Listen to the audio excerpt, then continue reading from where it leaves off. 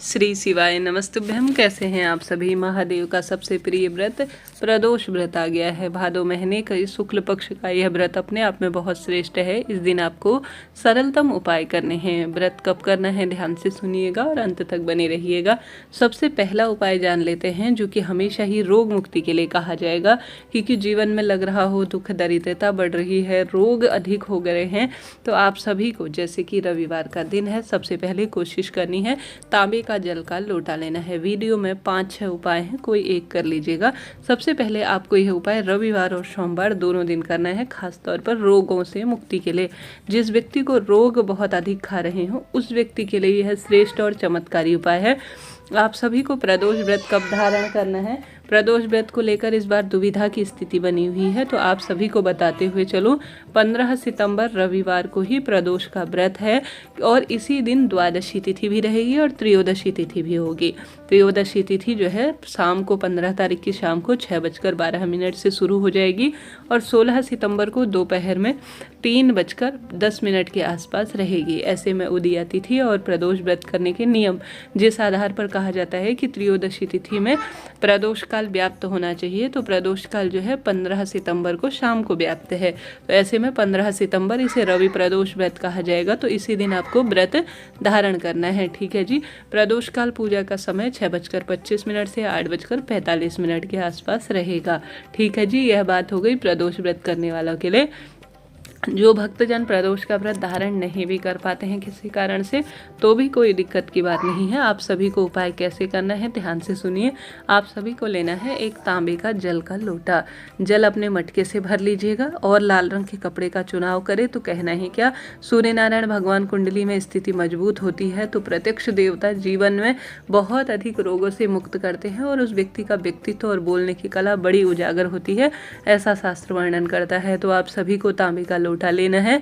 तांबे के लोटे में, अब ध्यान से सुनिएगा, सोमवार तक यह उपाय करना है। तांबे के लोटे में आप सभी को विशेष तौर पर धन प्राप्ति के लिए थोड़ा सा 1-2 दाने लाल मिर्च के डालने हैं, एक लाल फूल डालने हैं, लाल चंदन और थोड़ा सा अक्षत के दाने, चाहे तो गुड़ का टुकड़ा भी डाल सकते हैं। आप सभी को सूर्य नारायण भगवान को अपने हाथों को थोड़ा सा ऊंचा उठाते हुए, ठीक है, 6 इंच ऊंचा उठाना है और सूर्य नारायण भगवान के नाम लेते हुए आप सभी को यह जल समर्पित कर देना है। बाद में सोमवार के दिन इसी जल के लोटे को धोना नहीं है, साफ है जल का लोटा। आप सभी को इसी को ले जाकर शिवलिंग पर समर्पित करना है। शिवलिंग पर जब जल समर्पित करेंगे तो इसी तांबे के लोटे में आप सभी को जल भरकर लाना है, अर्थात शिवलिंग पर चढ़ाया हुआ थोड़ा सा जल प्राप्त कर आपको अपने साथ लेकर आना है। लेकर आने के बाद आप सभी को इसे कुंदकेश्वर महादेव के नाम से आचमन करना है। आपके जीवन में रोग सता रहा है, कर्ज, विवाह की दिक्कत है और हारी बीमारी बहुत अधिक प्रभावशाली रहती है और जीवन में उजागर नहीं है, कहीं ना कहीं बोलने की कला अच्छी नहीं है, कोई भी दिक्कत आपको बहुत जल्दी परेशान करती है शारीरिक, मानसिक, आर्थिक रूप से, तो यह उपाय आपको श्रेष्ठता देगा और बहुत अधिक सुख प्रदान करेगा। तो जीवन में आप सभी को यह कार्य करना चाहिए। बहुत सरल उपाय है। इस दिव्य तिथि पर तो भाग्य की रेखाएं प्रबल होनी ही हैं। तो यह प्रथम उपाय मैंने आपको बताया। मेरे द्वारा दी गई जानकारी आपके लिए उपयोगी रहती है तो कृपया चैनल को लाइक करें, शेयर करें, सब्सक्राइब करें और साथ ही कमेंट्स में हर हर महादेव लिखना न भूलें।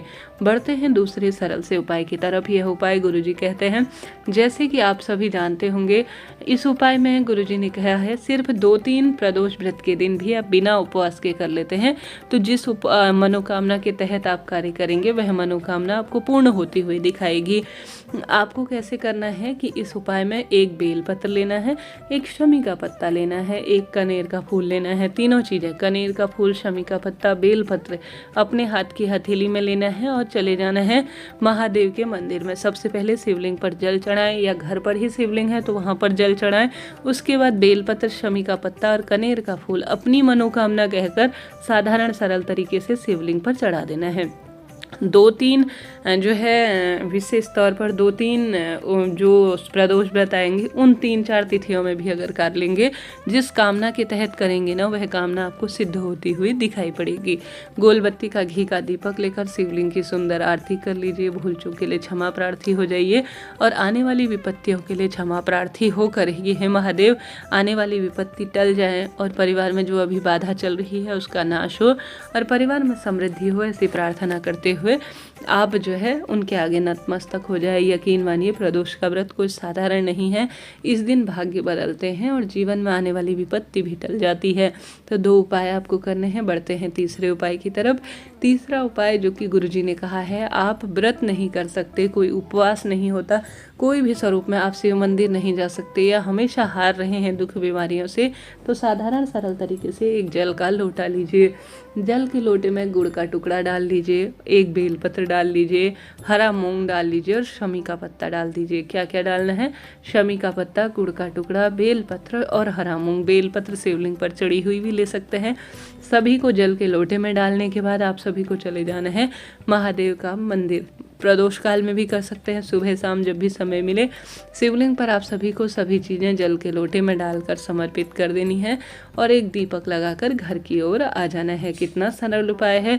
प्रदोष व्रत है ही, हरा मूंग घर पर रखा ही होगा, बेलपत्र नया पुराना जैसा भी हो ले लीजिए, गुड़ का टुकड़ा छोटा सा डाल दीजिए, शमी का पत्ता डाल दीजिए और शिवलिंग पर इसे चढ़ा दीजिए। हार रहे हैं, दुख पा रहे हैं तो बिना व्रत के भी कार्य कर सकते हैं, लाभ आपको मिलेगा। इस तरह से यह 3 उपाय मैंने आपको बताए। कोई एक सरल उपाय चुनिए और भाग्य की रेखाओं को प्रबल करें। इस तरह से यह सरल उपाय जो कर लेता है, यकीन मानिए भाग्य बदलता है, इस बात की गारंटी है। साथ के साथ सूर्य नारायण भगवान का दिन है और सूर्य नारायण भगवान की धातु गेहूँ मानी जाती है, तो गेहूँ 108 की संख्या में कोशिश करें आप शिवलिंग पर चढ़ा सके। अपने हाथ की हथेली में 108 गेहूँ के दाने लेकर श्री शिवाय नमस्तुभ्यम या नमः शिवाय ओम पंचाक्षर षडाक्षर जो भी आपको मंत्र आता हो वह बोलते हुए सरलतम तरीके से आपको शिवलिंग पर जरूर से समर्पित करना है। कष्ट, कर्ज, पीड़ा, दुख, दरिद्रता से मुक्ति होगी और आने वाली बरकत, पीड़ा, दुख, दरिद्रता से आवश्यक रूप से मुक्ति मिलना शुरू हो जाएगी। तो इस तरह से आपको प्रदोष व्रत के दिन इन सरल से कार्यों को करने का प्रयत्न करना है। 2-3 उपाय भी एक साथ कर सकते हैं, निश्चित रूप से सुख मिलेगा। साथ के साथ रविवार की धातु है, तो आप सभी को ज़्यादा से ज़्यादा इस दिन नमक का दान करना है, गुड़ का दान करना है।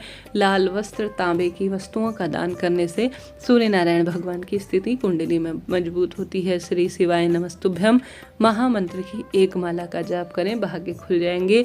पीपल वृक्ष पीपल वृक्ष में रविवार के दिन नहीं जाया जाता।